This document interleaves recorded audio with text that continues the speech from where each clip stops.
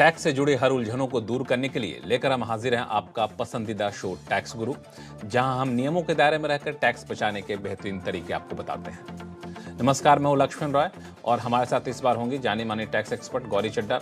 और गौरी के साथ हम लोग कई सारे मुद्दों पर बातचीत करेंगे, जिनमें कुछ खास होगा। मिसाल के तौर पर ब्याज से होने वाली आमदनी पर कैसे बचाएं टीडीएस, रियल एस्टेट, शेयर हो या फिर ज्वेलरी, इन पर कैपिटल गेंस के लिए अब आया नया इंडेक्स, कैसे पड़ेगा टैक्स पर असर। और साथ ही भी बताएंगे कि अगर आपने विरासत में मिली प्रॉपर्टी बेची है तो उससे होने वाली आमदनी पर कैसे बनती है टैक्स की देनदारी। इन सारे मुद्दों पर बातचीत करेंगे, लेकिन सबसे पहले गौरी का स्वागत करते हैं हमारे शो में।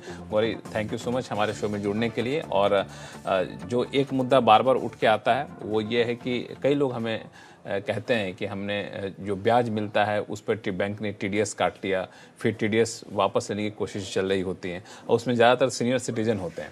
तो आपके हिसाब से इससे बचने का क्या कोई तरीका है क्या, क्योंकि अब ये शिकायतें ज़्यादा आनी शुरू हो जाएंगी?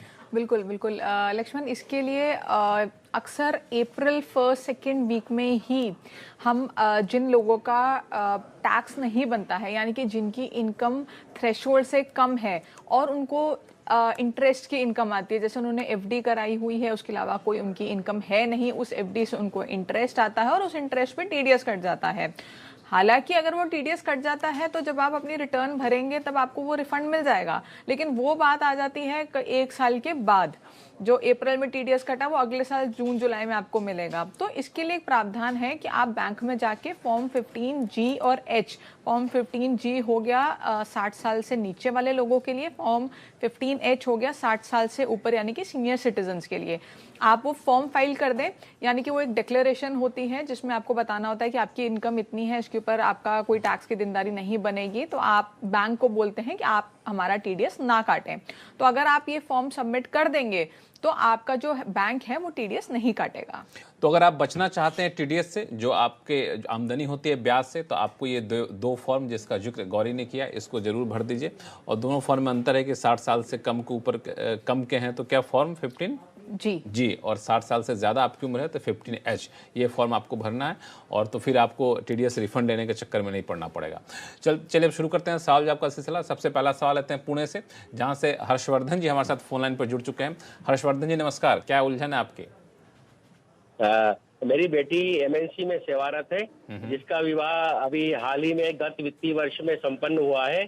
विवाह में उसे हमें भेंट में सोने चांदी के आभूषण और नगद रुपए जो कुछ लाखों में है और अन्य कीमती वस्तुएं प्राप्त हुई है। प्रश्न ये है सवेरा कि आयकर एक्ट विधान के अनुसार मेरी या बेटी की इस भेंट प्राप्ति पर क्या जवाबदेही बनती है?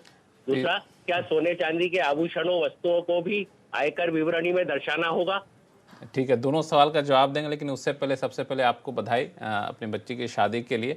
और मुझे लगता है कि आपके जो रिश्तेदार हैं वो बड़े अमीर है, इसलिए इतने सारे ज्वेलरी वगैरह आपको गिफ्ट में मिली है। खैर, इस पर टैक्स की देनदारी क्या बनेगी गौरी? देखिए, जो आपकी बेटी हैं या आपके दामाद भी, अगर मैं उनकी बात भी करूं, तो जिन 2 लोगों की शादी होती है उनको शादी के मौके पे जो भी गिफ्ट्स मिलती हैं, चाहे वो ज्वेलरी है, कोई कैश है या कुछ भी है, वो सारा का सारा टैक्स एग्जेम्प्ट होता है। उसके ऊपर उनको टैक्स देने की कोई ज़रूरत नहीं है और रिटर्न में भी दिखाने की कोई ज़रूरत नहीं है। लेकिन हाँ, आपके पास एक प्रूफ होना चाहिए कि क्योंकि आपकी वेडिंग जो है वो रजिस्टर हुई होगी, तो आपके पास उसका सर्टिफिकेट होगा, शादी का कार्ड छपा होगा और ऐसे कुछ आप प्रूफ कर सकते हैं कि शादी हुई है। तो आपको कोई भी डरने की ज़रूरत नहीं है। उसके अलावा आजकल प्रूफ करने के लिए और बहुत तरीके होते हैं, फोटोग्राफर्स होते हैं, देखते हैं गिफ्ट मिल रही है, कार्ड छपे हैं, इतने लोग आए थे शादी पे तो इतना सगन दिया होगा, ऐसे अन्य तरीके होते हैं प्रूफ करने के कि ये पैसा शादी पे ही मिला था। लेकिन इन सब के लिए मुझे लगता है जरूरत तब पड़ती है जब इनकम टैक्स विभाग बहुत एक्सट्रीम केस है ये। मैं बहुत एक्सट्रीम सर्कमस्टांसेस में बता रही हूँ कि अगर कोई दिक्कत होती है, वैसे कभी भी ज्यादातर 99.9 केसेस में कोई दिक्कत नहीं होती है। तो लेकिन अगर हम आपकी बात करें तो आपके केस में, क्योंकि शादी तो आपकी बेटी की हुई है, तो अगर आपको कुछ मिला है तो वो आपकी गिफ्ट बन जाएगी, आपको उसके ऊपर टैक्स देना होगा। तो उसको आपको दिखाना होगा। हाँ, वो आपको रिटर्न में दिखाना होगा, टैक्स देना होगा, लेकिन बेटी और दामाद को जितना भी कुछ मिला है शादी के अवसर पर उनको कुछ नहीं देना। तो उनको रिटर्न में दिखाना भी नहीं होगा, उनको बेटी और रिटर्न में दामाद दिखाने को। की भी जरूरत नहीं है, क्योंकि वो उनकी इनकम है ही नहीं, तो दिखाने की कोई जरूरत नहीं है इनकी, क्योंकि ये इनकम बन जाएगी, क्योंकि इनकी शादी नहीं है, बेटी की शादी है। तो उस केस में आपको टैक्स देना होगा। अब चलते हैं दिल्ली, जहां से रमेश कुमार शर्मा जी हमारे साथ फोन लाइन पर जुड़ चुके हैं। बताएं क्या उलझन है आपकी?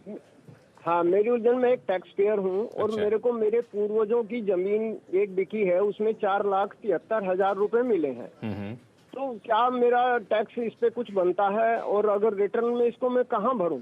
ये जो जमीन आपने बेची है, ये पूर्वजों की जमीन है, कौन सी जमीन है? एग्रीकल्चर लैंड है या फिर एग्रीकल्चर लैंड। एग्रीकल्चर लैंड कैसे आप मानते हैं? उस पर खेती होती इसलिए मानते हैं, या फिर टैक्स जब उसका स्टैम्प वैल्यू देने गए थे तब एग्रीकल्चर लैंड उस पर माना गया था?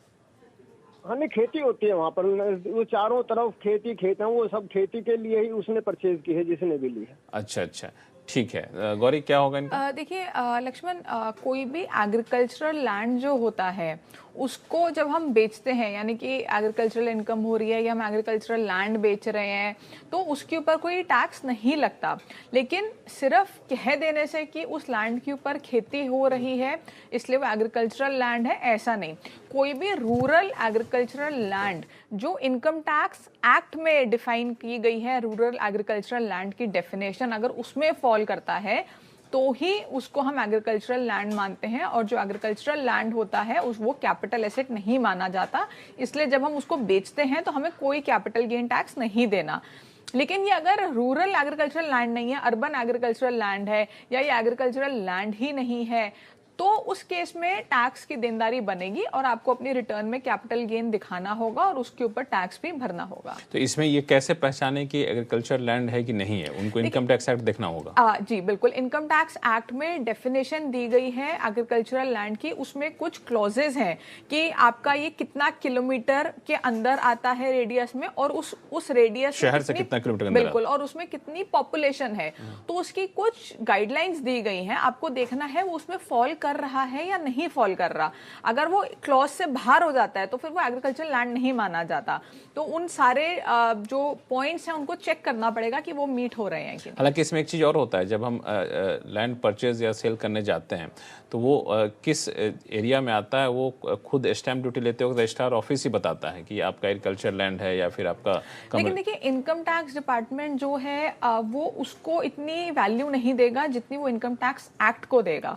तो हो सकता है कि उस टाइम पे वहां पे पॉपुलेशन कम रही हो और उन्होंने डिक्लेयर कर दिया हो, लेकिन अब वहां पे पॉपुलेशन बढ़ गई है या कुछ भी हो सकता है। तो उस केस में जो आपको ये देखना है कि इनकम टैक्स एक्ट के हिसाब से जो डेफिनेशन रूरल एग्रीकल्चरल लैंड की दी गई है उसमें आप फॉल करते हैं या नहीं फॉल करते हैं। चलिए, फिलहाल वक्त है छोटे से ब्रेक का। ब्रेक के बाद बताएंगे कि शेयर हो, रियल एस्टेट या हो फिर ज्वेलरी, इस पर कैपिटल गेन्स के लिए अब आ गया है नया इंडेक्स।